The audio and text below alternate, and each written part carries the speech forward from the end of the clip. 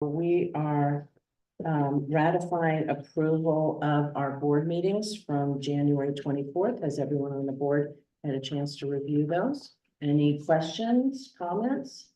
All in favor of ratifying those board minutes from January 24th, 2024? Say aye. Aye.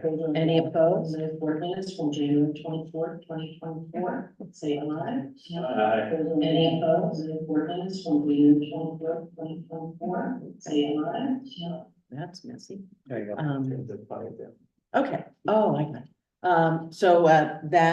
it. We have ratified the approval of those minutes. Thank you. Very good. For purposes of recording, Ted Levitt is joining us via live stream from Asia, and he's on my phone. He is texting his votes regarding the resolution. So make a note that Ted voted yes on the meeting minutes. All right, the next order of business is filling a board vacancy. As we all know, Paula Scanlon, her last meeting was at the January meeting. We thanked her at that time. I would thank her again for her 5 years of service. Many of those as board chair. But she did leave a vacancy that goes until the end of this calendar year. So Lee Stevens is being nominated to fill the remaining portion of Paula's term, which would end on December 31, 2024. I will put that in the form of a motion. Resolved that Lee Stevens be appointed to fill the remaining portion of Paula Scanlon's term ending on December 31, 2024. Do I have a second? Thank you, Carrie. Any discussion? Hearing none, all those in favor say aye. Aye. Aye. All opposed? Very good. I guess the minutes should reflect that I voted on the approval of the minutes that I shouldn't have. Very good. Starting now. All right, financial report. Larry, it's pretty early in the year. I don't know. What do we have? Well, I really don't have a full financial report at this time because typically we do our financials at the end of the quarter. I can report to you that we have over 123,000 in our checking account at this point in time. Okay. Very good. Management reports. Lisa, anything from IMC? We actually, a lot of RSVPs for the speaker series. They keep on getting to be more and more every month, which is great. Phone calls have been light and still getting payments in the door. Okay, very good.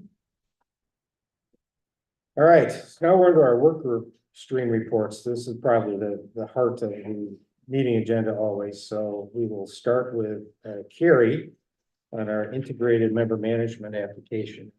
Give us an update as to where we stand and where we think we're going. Thank you, Keith. So as I mentioned in the last meeting, we a select group of the committee have been reviewing a number of applications that provide membership management. We have narrowed it down to 2, and then the committee selected one that we have begun to do diligence on, including reference visits, as well as negotiate a service agreement with this organization. And I would say we're probably about 80% of the way completed with that, but until we get the service agreement outlined, we're not ready to sign an agreement. But we've worked it out. We'd hope to be able to make that announcement today, but we're not able to because we don't have everything nailed down. But the board has authorized the committee, once everything is completed, to go ahead and execute that agreement, which we expect to do in the next 30 days. So our objective is shortly thereafter to begin the implementation process. We don't have a date yet established for when the new website would go live. The existing website will continue to function and serve the organization. I would just say that realistically, it'll probably be the end of the summer. I would say August, September, by the time we're ready to go completely live. And we may actually look at moving into a phased approach in bringing this new site up because we can do it by module, if you would, within the application. But we feel like the new application will be a substantial a benefit to the community because our membership management will be much smoother, less costly to maintain the database. It will provide some additional communications capabilities that are integrated that we don't have today, along with other features and functions that will continue to improve our ability to outreach to all of our members. And so with that, I will turn it back over to you, Keith. Well, I think that the pace for maybe a little bit of expansion, I think we're internally looking at August 1 is what we're shooting for. You had mentioned the late summer, and we may have to drop it back a bit, but I think at least having a deadline is hard to meet one. So August 1 will be it. Are you down to a specific application at this point that you would want to share, or what's the thinking of the group at this point? Certainly can share the name of the company. The name of the company is called Memberleap. You can look at them online. It's memberleap.com. They're a large organization. I believe they're based out of Michigan. And they have a number of HOAs that they currently have as customers. We would not be the largest organization that they serve. So we're within their sweet spot, if you would, from the ability to handle the size of an organization like ours.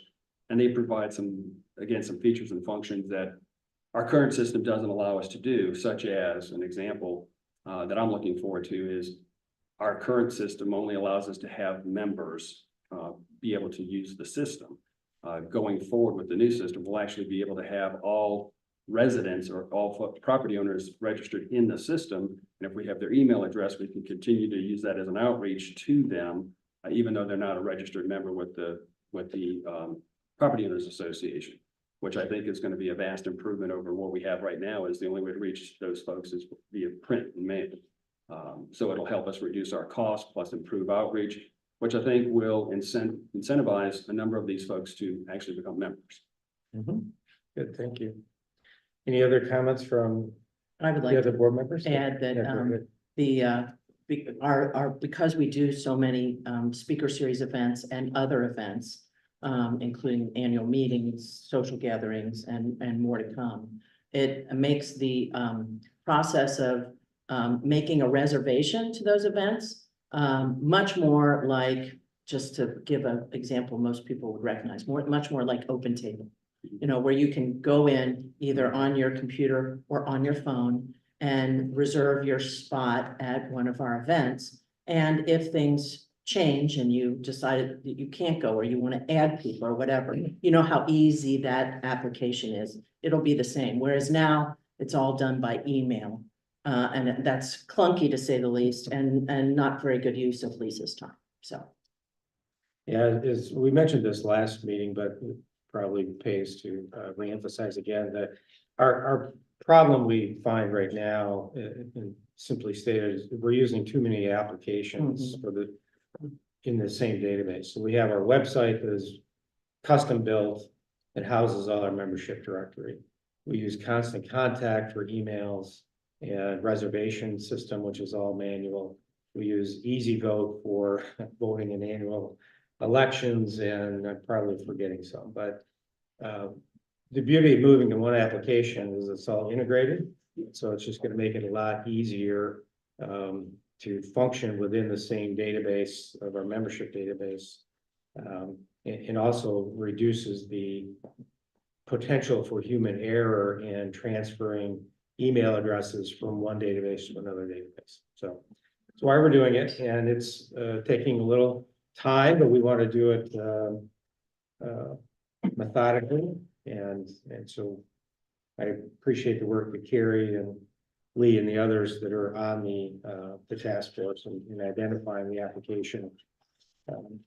We are at a point now, and the reason I want Carrie to talk a little bit about the specific vendor is that group has vetted a number of vendors over the last few months, and so they have come down to a recommendation of a specific vendor, as he mentioned. And while we're not quite there yet, because we're still checking references and a couple contractual items that we're just getting solidified, we're not quite ready to sign a contract yet, but we're pretty darn close. So, I don't know, Carrie, if you want to put that resolution, on the table? I certainly will. Thanks, Keith. So, It's okay. so the resolution reads that the board authorize an officer of Sea Pines POA to sign an online service agreement with members, with member lead after completion of the remaining due diligence steps. The board delegates to the executive committee the determination of due diligence completion. Do I have a motion? Second? Second. Gary, thanks. Any discussion, any further discussion or comments? Hearing none, all those in favor say aye. Opposed? Check Ted here real quick, sorry for that. While Keith's doing that, I will add, as Lori mentioned, there's an event management application that is, will help us tremendously. And the other part of that too is this is also available on mobile app. So folks will be able to see the website on their phone. It'll be sized for the phone. So again, if somebody wants to attend a member series events, they can do it on their phone. If they need to cancel, they can cancel on their phone. And it also has a wait list. So it's automated such that if there is a wait list for the event, which we've had, it will automatically invite the next person in the queue to be able to attend. So we're going to try to make sure we can optimize seating for these types of events. So we are, we're excited about the potential of this, but as you know, as I will caution, that coming from a technology background, it takes time to get these things done right. All right, good, thank you.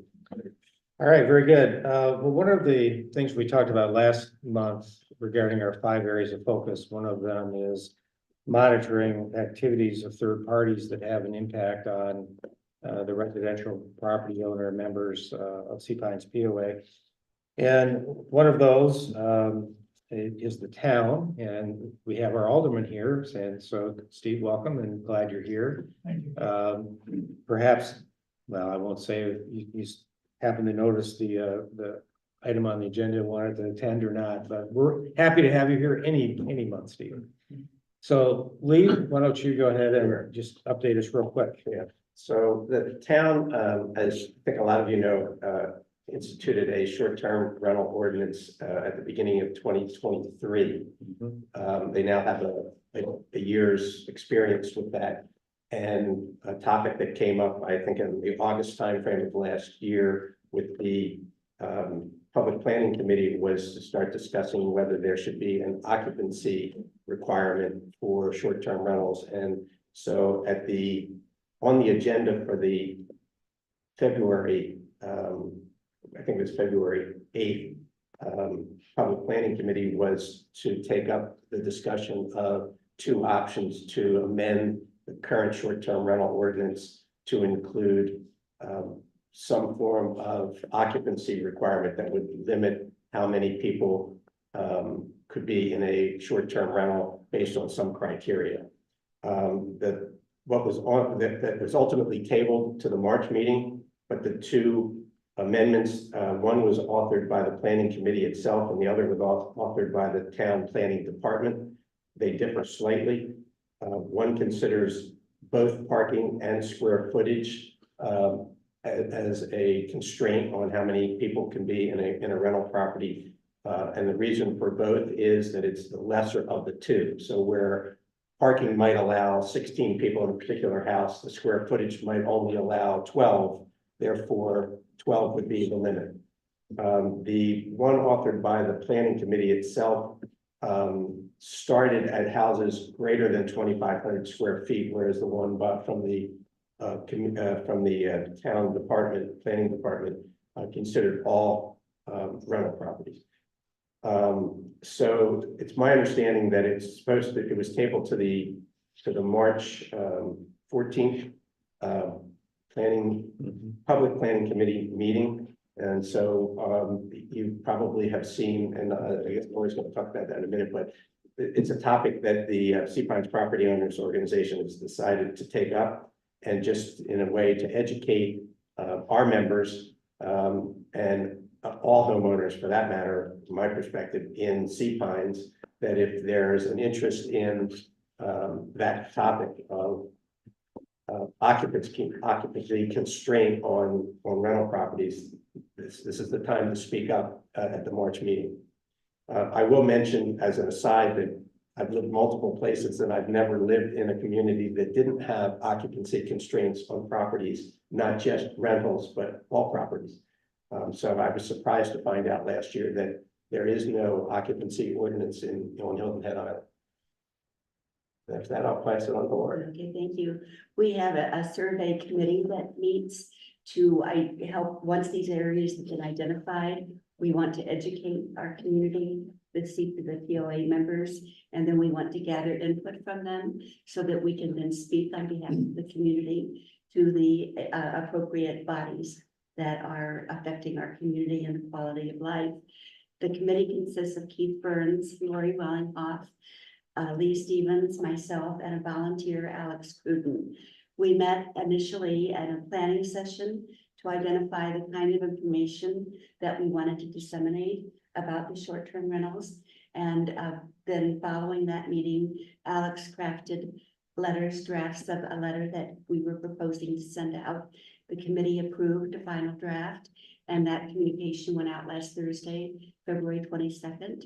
And following that, we will send out a survey to gather input, and that survey is in the works and will be sent out on Friday.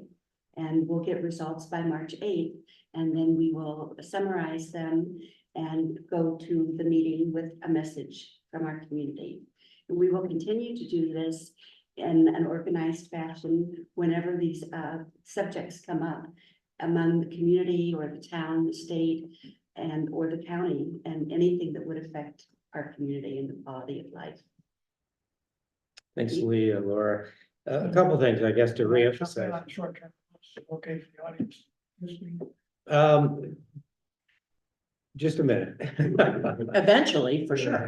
So yes, eventually for sure. So a few things. Again, if you go back and look at our 5 areas of focus, we mentioned again, monitoring activities. We also handed out a list of our work stream groups, and one of those had to do with surveys. And it just turned out that the short-term rental issue happened to be the first one that popped up. It wasn't intentional on our part. It just was a reaction from the topic that just happened to be presented. And I don't think any of us would have guessed that our first survey would relate to short-term rentals. And we had quite a debate as a board as to whether or not we should, because it can be somewhat of a hot button topic. But we made the pledge that we would do what we would do, and this is the first one that presented itself to us. I would say emphatically that the CPINE's POA as a board, as an organization, has no intention of taking a position one way or another on the short-term rental occupancy things being considered by the town. That's really not our role. We have so many members that they'll be all over the place. But in the February meeting, the Public Planning Committee had tabled it, and expressly one of the reasons was to gather more input. So we thought it appropriate to do 2 things. One is inform our membership that the topic was even going on.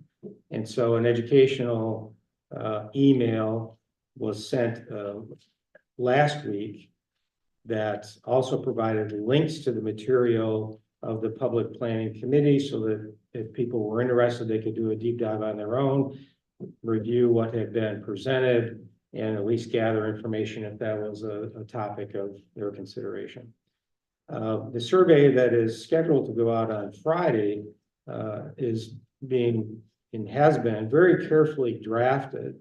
And this is where our volunteer is a major newspaper editor for many, many years. The questions are intentionally neutral. They're just informational. Yes or no, or select this, or the one place that is open-ended, there is a dialogue box to capture information from individuals if they want to expound on the particular selection they made, et cetera. So our intention, and I have registered this week for the March 14th Public Planning Committee meeting.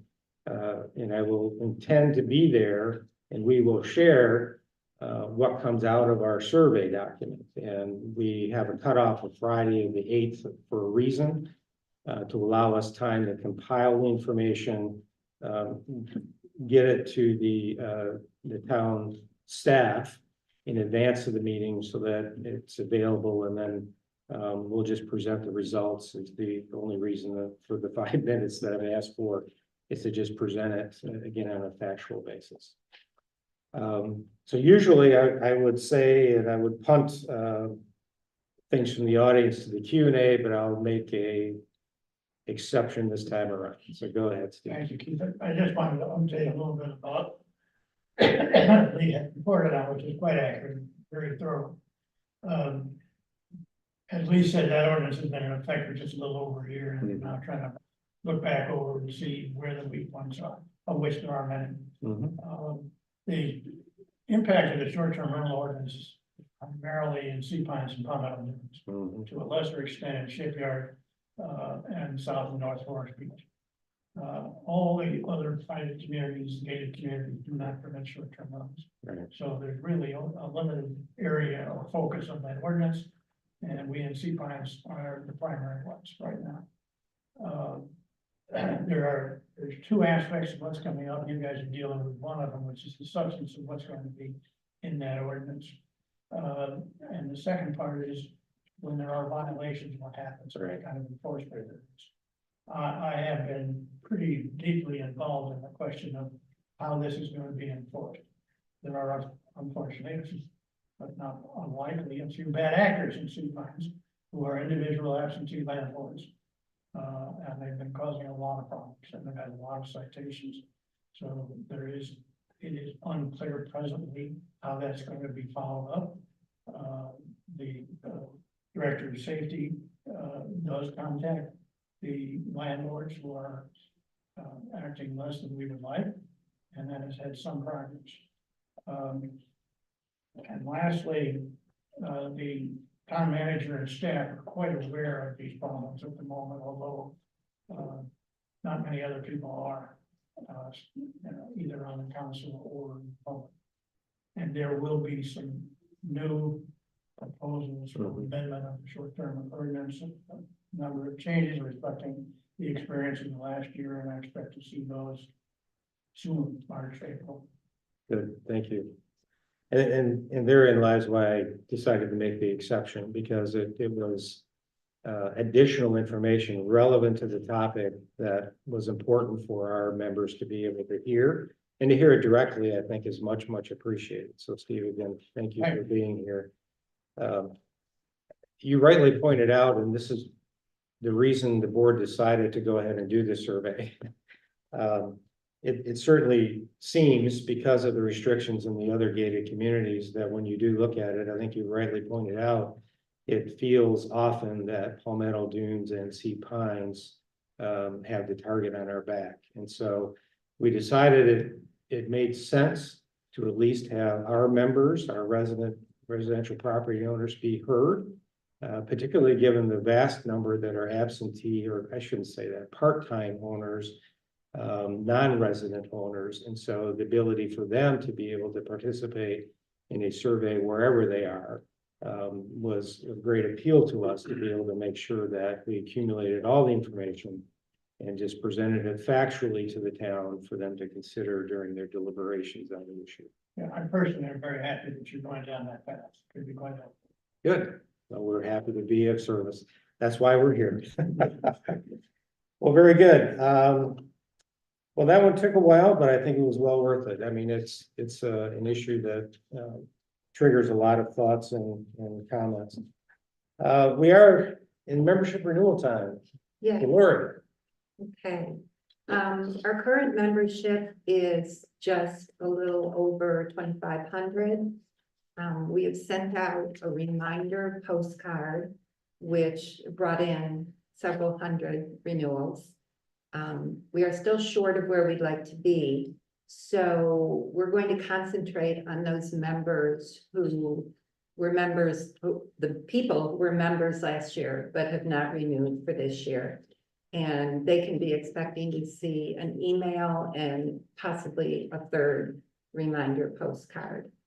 I just wanted to make a comment that if you are not a member of the POA, you are not going to be able to participate in any votes that are taken, participate in the speaker series, or attend the annual meeting. And I would just encourage you to all think about that and to renew your memberships before April for the annual meeting. That's coming up actually, March March, 8th is gonna be the. March, yeah. probably near the end of March, No. that meeting. March 8th. March 8th. Oh, you can't The March 8th is a cutoff date Yeah. for them to attend the meeting. Right, Have to be a member. thank you, thank you. So by March 8th, that's soon. Once we adopt the resolution, but that's the date we're looking at. Okay, great. One addendum to Laura's report. If you add in, we have about 175-ish auto renewals, whereas people have put their credit card in the database and they renew on a different cycle than everybody. They renew on an annual basis from when they join based on the credit card date. So you add in those 175, we're about 2650, which still is under where we would like to be.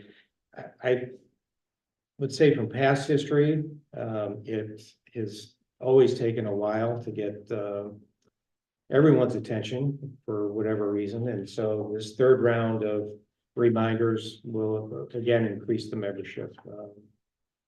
It's been our historical experience. Keith? Yes, sir. I don't know if it's worth mentioning, but from the earlier discussion on the integrated system, that will provide us the ability for people to join at any time during the year and renew automatically on their anniversary date, which right now, it's always been at the beginning of the year, and therefore, if people joined in July, August, September, and were paying for that year, they were paying for part of the year.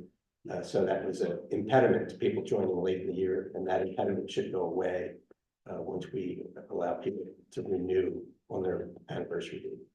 And the primary obstacle to that, it's nice to have the option. Right now, the primary obstacle is our bylaws wouldn't allow it. And so we would have to have a bylaws amendment or change to be able to do that. But that will be a work stream for a different day by a group of the board. Are these subsequent notices that are gonna go out, and is that happening soon this week? Both to the auto renewals and the other members who were members but have not renewed. I mean, if we're looking at March 8th as a cutoff Yeah, date we potentially for them to participate in the annual meeting, I'd just like to, I hope that can happen soon. So we can get them in the door potentially by March 8th. We're contemplating Monday that's a great thought. The two lorries are working with Robin, our contractor. You just can't have enough lorries. No, that's why we have the name. We have Lori, Laura. You need to right. change it. Yes, as a reminder going out Monday so that they would be able to renew before their data record. So that's a great thought. Again, everything's Lori. So Lori, Okay. communications. I am to report on communications. I wanted to, you mentioned something early in the meeting I'd like people to be able to find.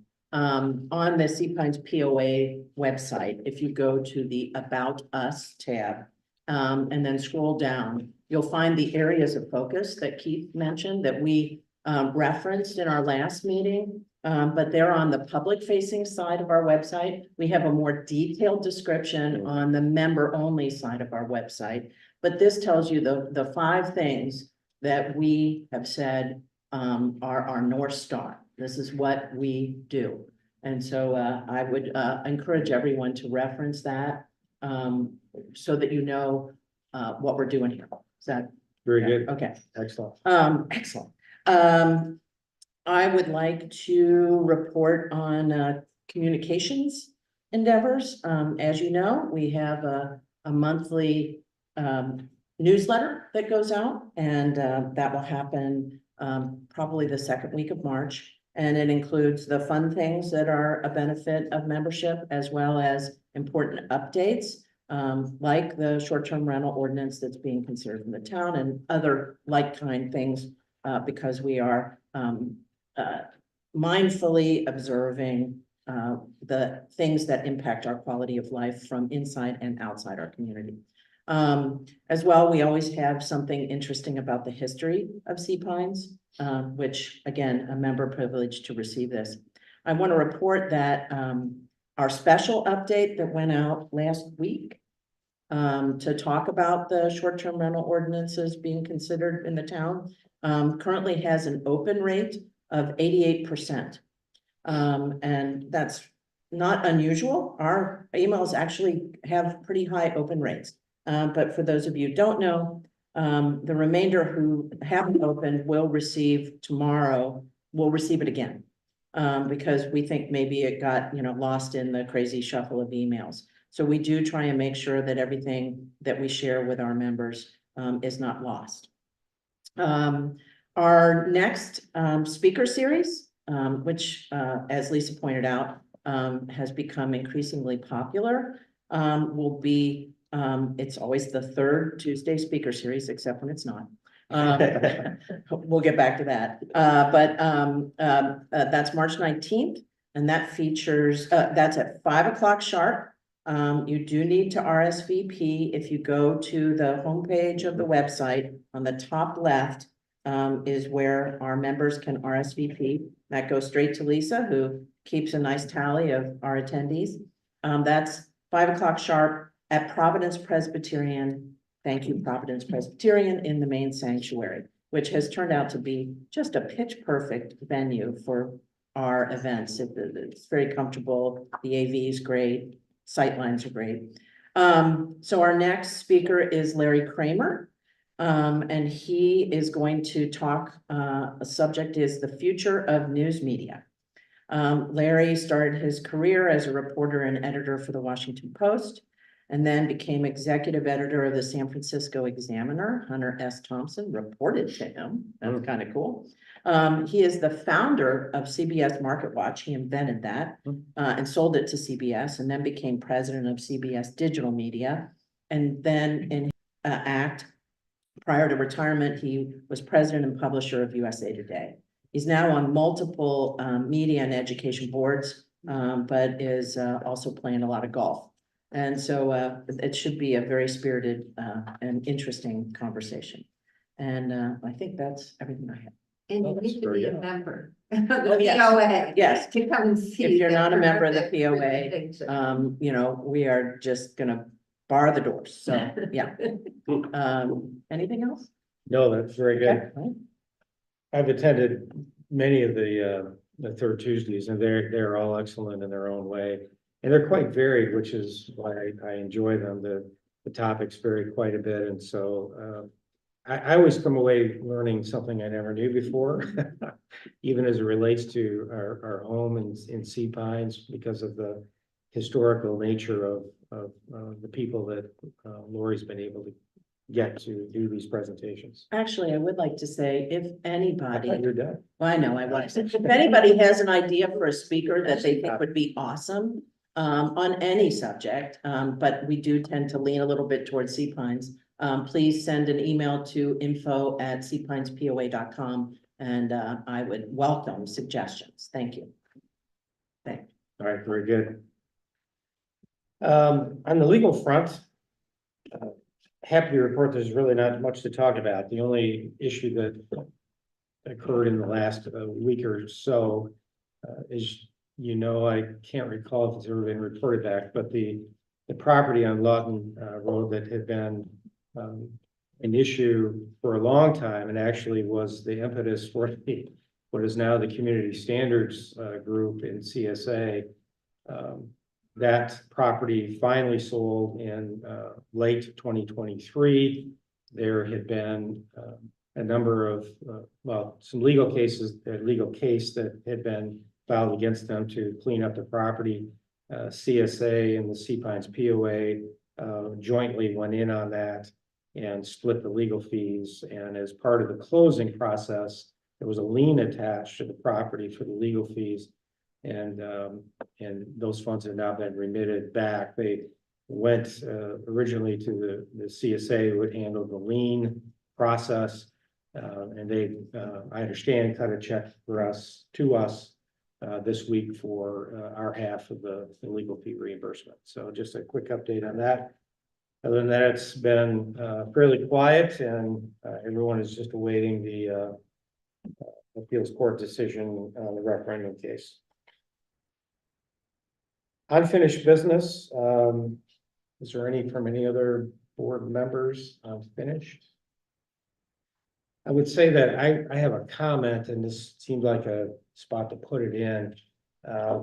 Apparently, we are experiencing, again, some technical difficulties with our website and technologies. This time, Larry thinks that it has to do with the interfaces between Outlook and our website, and how our email system works, which I guess I forgot that one. That's another application that's outside of our website.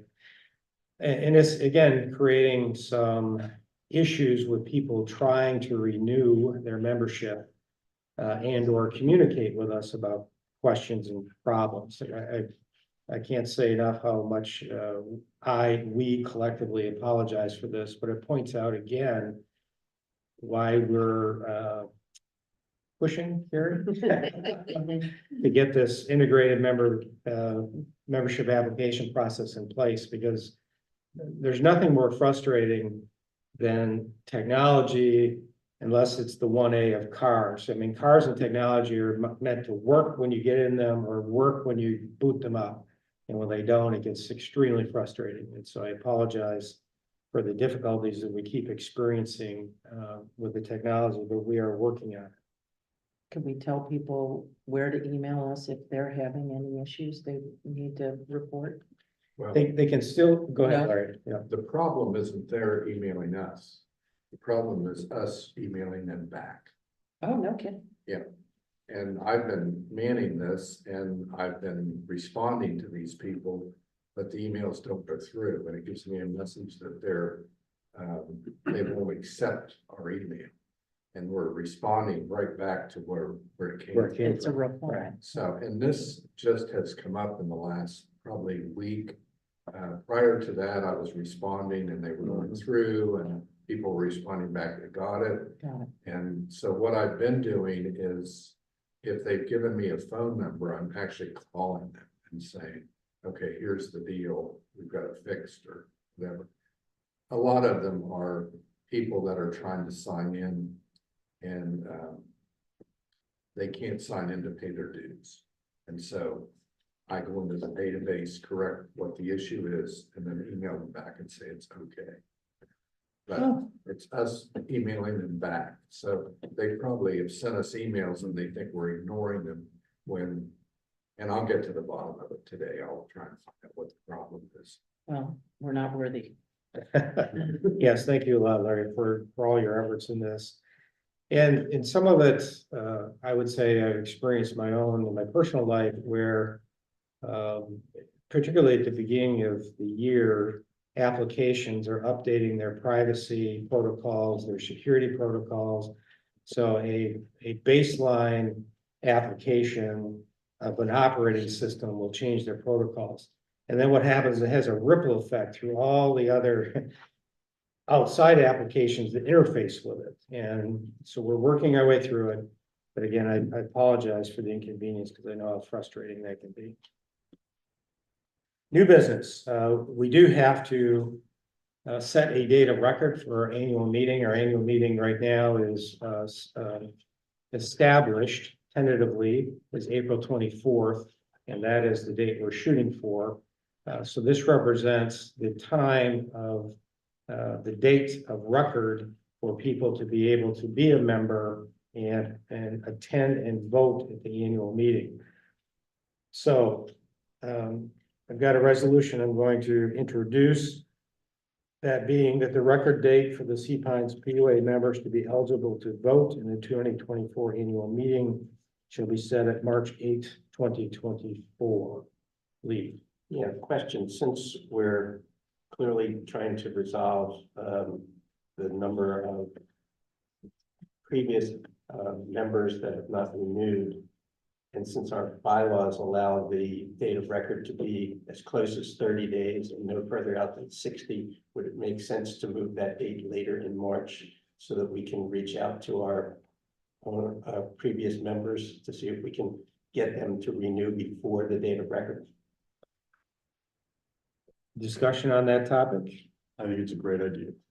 I guess we- Especially given what Larry just said about people right now having difficulties.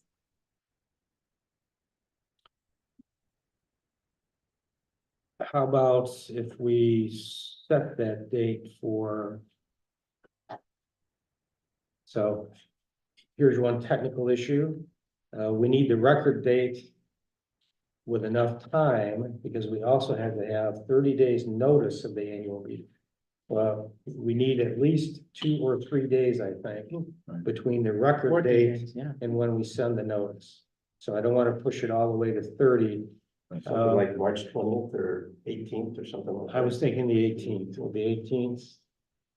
Yes. Okay, so amended that the record date for the Sea Pines POA members to be eligible to vote in the annual meeting, 24 annual meeting be set at March 18, 2024. I'll put that as a motion. Do I have a second? I'll second.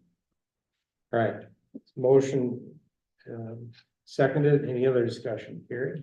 No, I'm good. Oh, I thought you were, okay. Any other comment or discussion? I guess one thing I would suggest, that if it's possible, when we send out this latest notice to those who have not yet become members, it might be nice to put a little tickler in there, if possible, a sentence, reminding them that, you know, it is important to become a member, and then you have those privileges with respect to the April 24th annual meeting. That might encourage more membership and a quicker response. Noted. And do we want to say location and time or TBD, or do we want to make the time just, yeah? Yeah, until we get that finalized. Yep. It's generally so for the 24th. All right, any other questions or comments? All those in favor say aye. Aye. Opposed? All right, and Ted's on board as well, so. All right. I think with that, I'll take a motion for adjournment of the meeting. So moved. Lori? Second. Lori? All right, move a second. All those in favor say aye. Aye.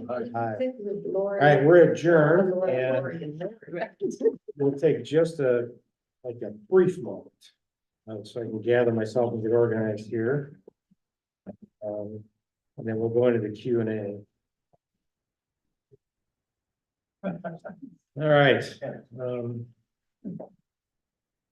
Lisa, do we have any questions from the info at Sea Pines? Don't have access to that account. I don't know why. Okay, Larry, if Larry would know, he managed that. all right, Larry will look that up. Alex? On the Lawton Road settlement, what was the size of the check delivered to the Sea Pines POA? It was Approximately. directionally a little over $10,000, if I remember correctly. Is that right, Larry? That's what I understood. I didn't see the final Yeah, numbers. About 10,000. A little over 10,000. Okay. Yeah. Thank you. Yes, sir. Yeah, my name is Paul Corkleton. I live in 7 Pine Island Court. First of all, I want to thank all of you people who volunteer your time. This can be a real pain in the butt. I had a couple of things. I want to thank you for having a public meeting. I find it interesting that our CSA board apparently does not want to have public meetings, or based on Dave's convoluted explanation.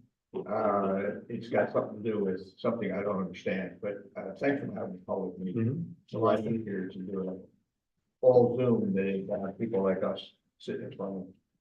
The other thing is, how do you spell that company that's going to be the catch-all that does all the great things for us?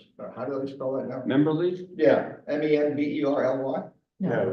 LEAP. Say that again, please. It's all together. Yeah, MEMBERLEAP.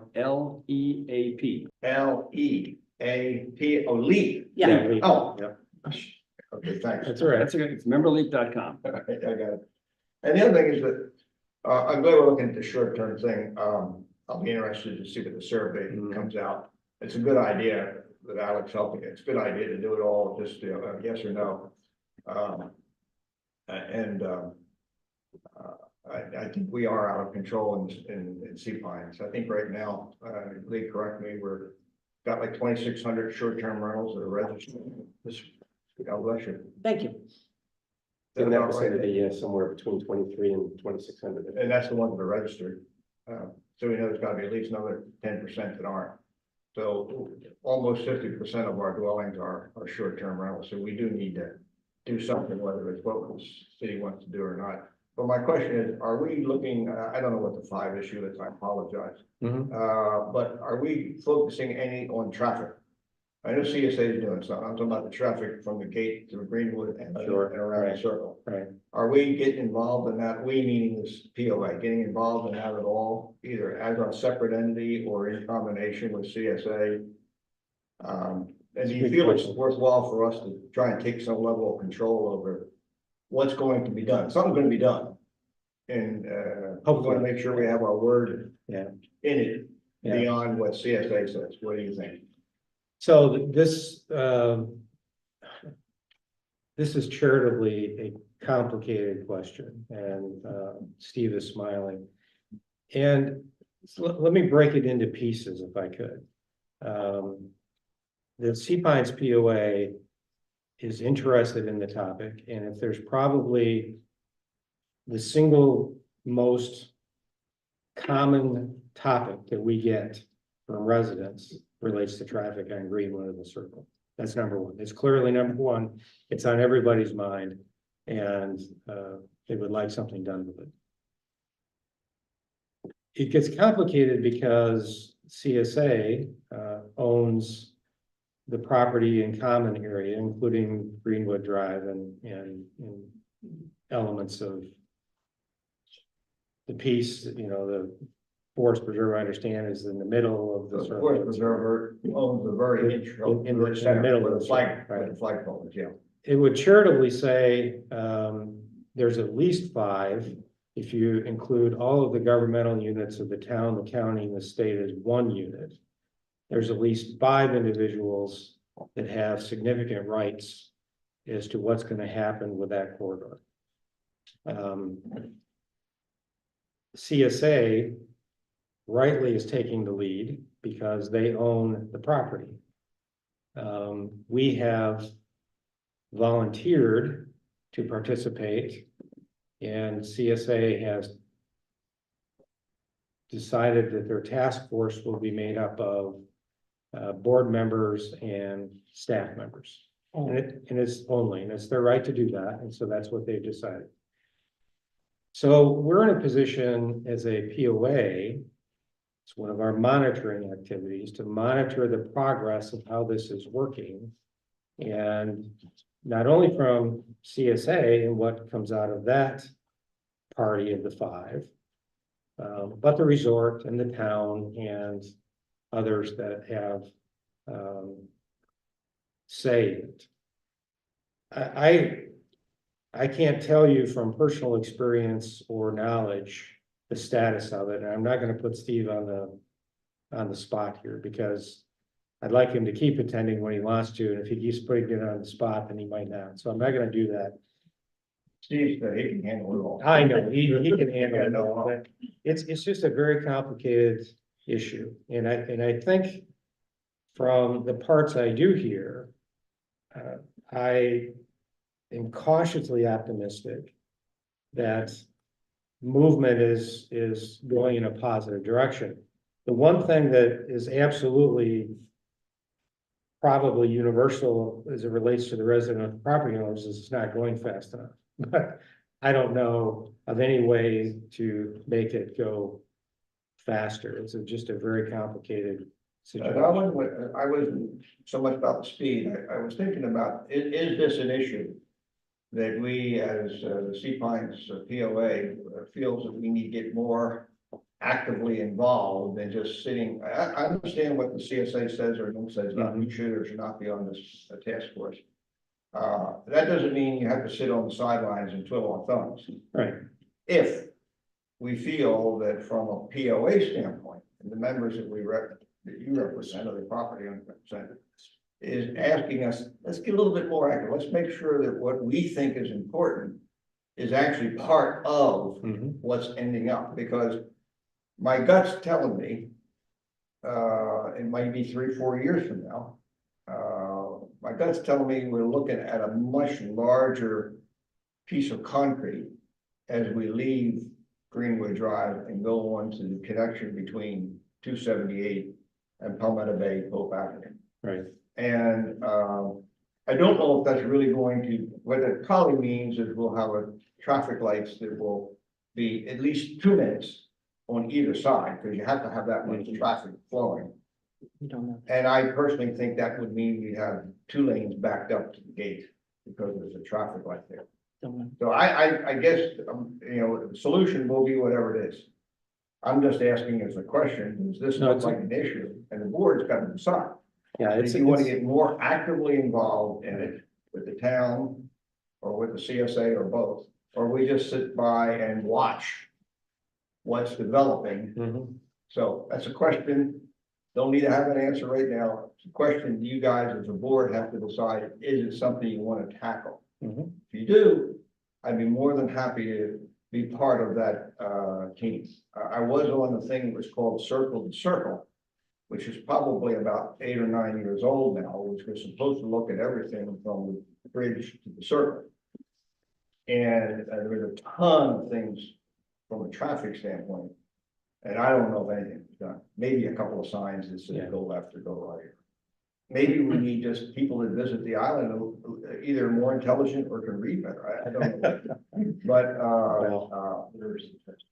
No, your point is well taken, so and that's comment. Yeah. You decide what you want to do. That was it. Thanks a lot for the meeting for no, very good, thank you. And it's a valid comment, and I think we will reflect on that and decide how best to participate, because as I said, there's a number of parties in the process already. But there might be a way that we would be able to at least gather information.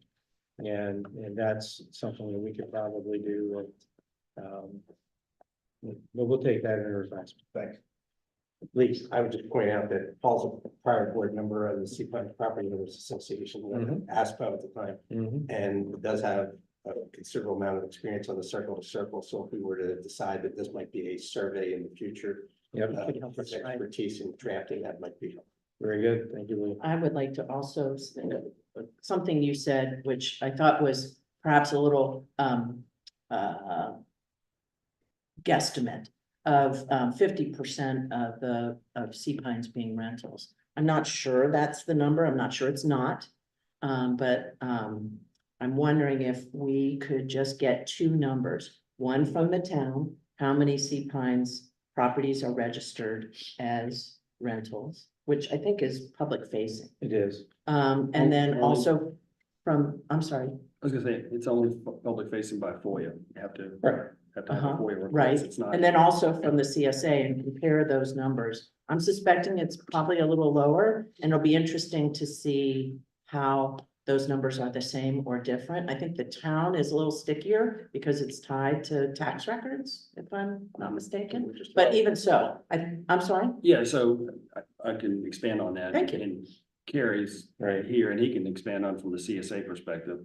The way that the town reports is, first of all, each individual property has to have a business license. So if you're gonna rent your house out, you have to have a business license. Secondly, you have to apply for a short-term rental permit. So anyone can request via FOIA, Freedom of Information Act, to the town for a list that they'll send to an Excel spreadsheet that gives you not all the information about the properties, but enough information that we can see how many are registered with the town. The last time I did it, there were about 2,300 in Sea Pines. Now, Sea Pines last year, I believe it was last year, Carrie, when we instituted our first short-term rental Right. assessment. Yep. I don't think the numbers aligned 100, well, I know they didn't align 100%. I'd say they're probably off 10%, but Victoria did report on that, I think, second or third quarter. And I think that that's an initiative within CSA to begin to try to get those better aligned. Well, when we first started, we did overestimate what we thought for the amount of rentals and sea pines, and we were talking like it was like 46% moving to like 50%. But once you take Grand Ocean out of the picture, because they're outside of the gate, Mhm. and then Victoria has been very intent on making sure that she boils this down and gets it, and so we are. I believe what she reported was between 38% and 40% now.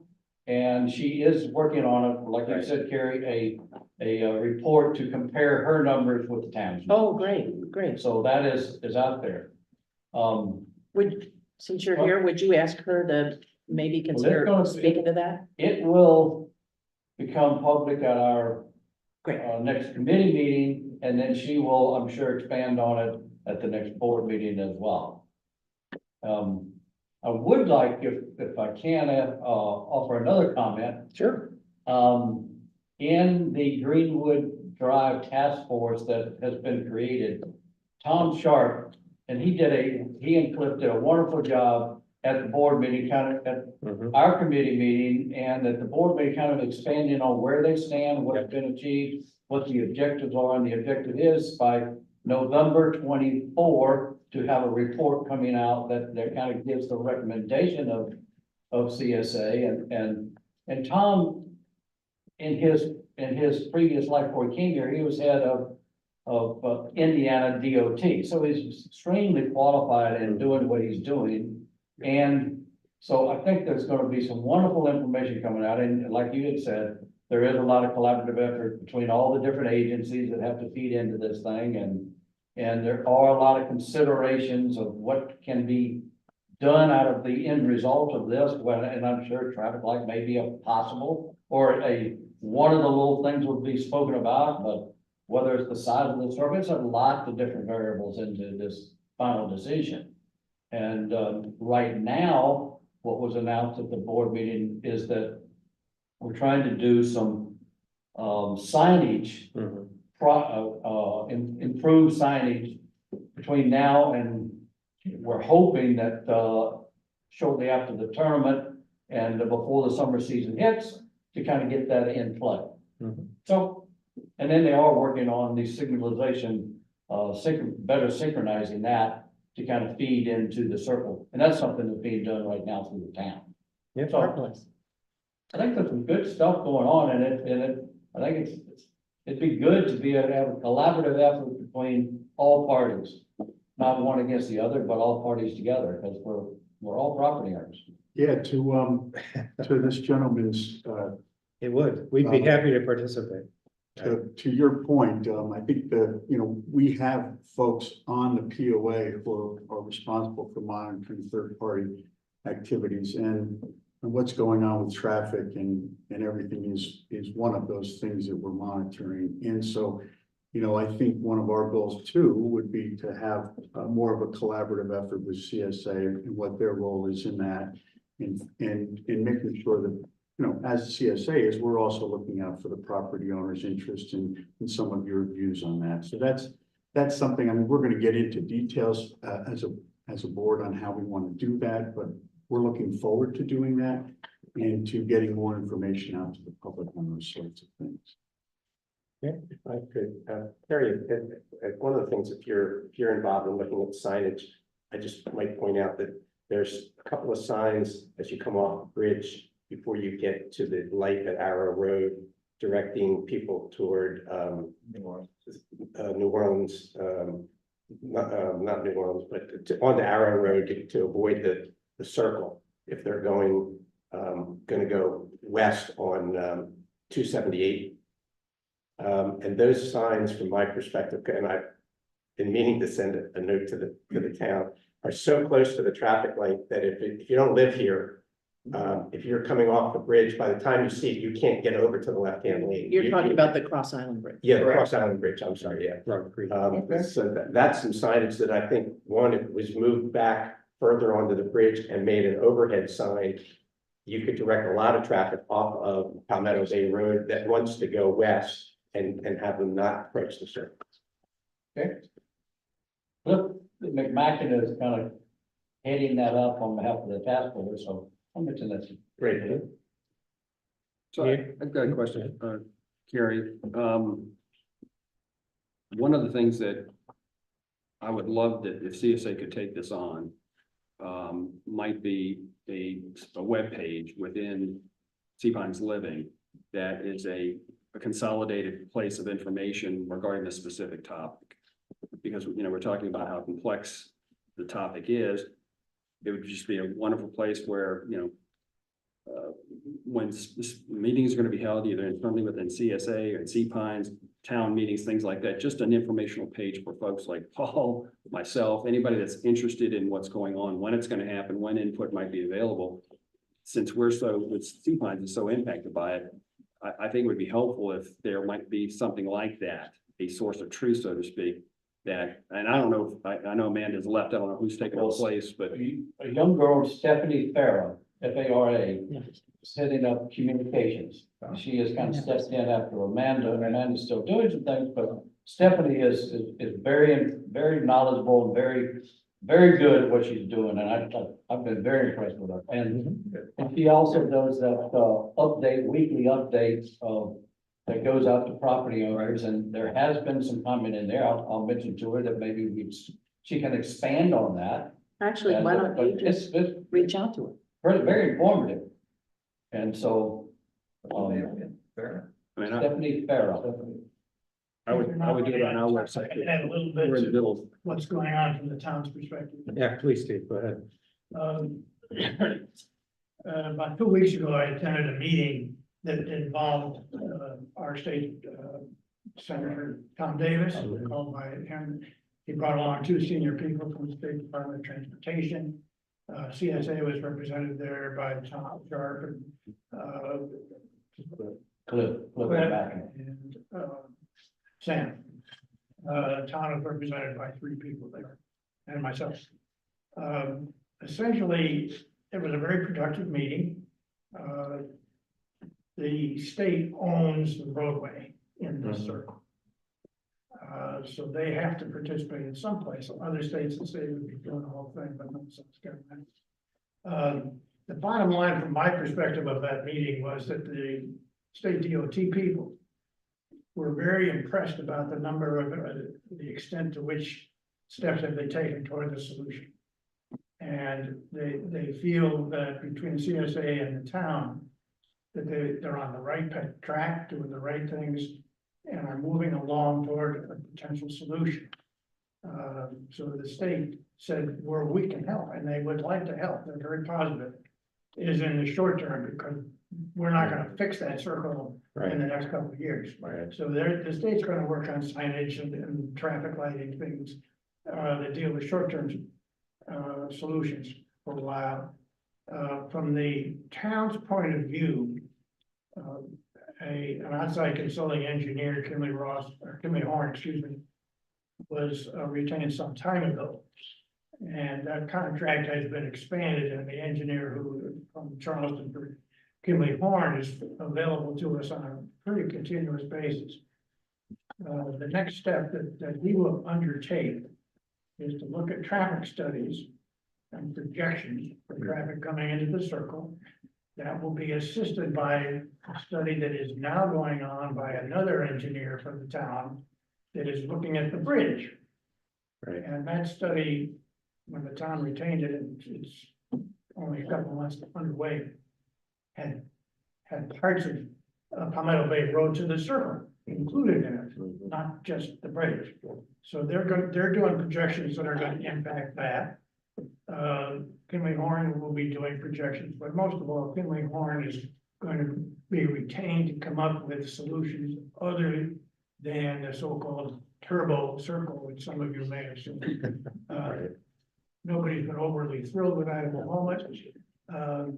So they've been tasked with coming up with what other possibilities there are. You put those 2 engineering pieces together and you're a long way down the road in terms of the circle. The other thing that I think indicates good cooperation is the CSA has decided to retain Kimley Horn, the same firm that the town is using for the circle to deal with Greenwood. So one of the things that I have been pushing for some time is close cooperations between CSA and the town. And somewhat helped by the fact that Tom Sharp and I are very close friends. And I think that's happened. So I'm very pleased with the path that they're on now. I can't tell you that there will be a solution that everybody's gonna like. I don't know that yet. Everybody is aware that there's no love lost for the circle and on Route 46 in Boston. The state admits they screwed up on that one. So we're in the right direction. And things will happen. Good, well, thank you. All right, I think I will close. Is there any questions on The that? only problems that we've had is people couldn't get online. Yeah, I've been getting texts, so we'll address that afterwards. Well, thank you. Thank you for your time, and we are now adjourned. Careful your cord.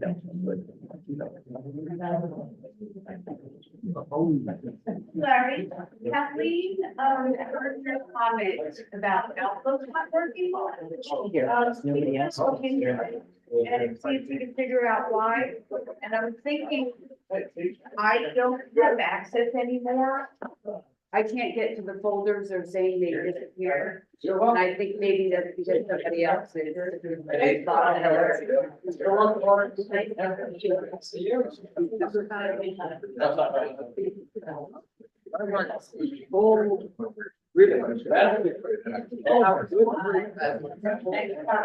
weird. Larry, that's crazy. Anyway, she was on the call, but she's going that, that point. There was a lot of traffic for this accident this morning, so we all had it late. I don't know where. Some little bit exchange the day, I was watching. Yes. Zoom, and I'm sitting with myself. Oh, I know.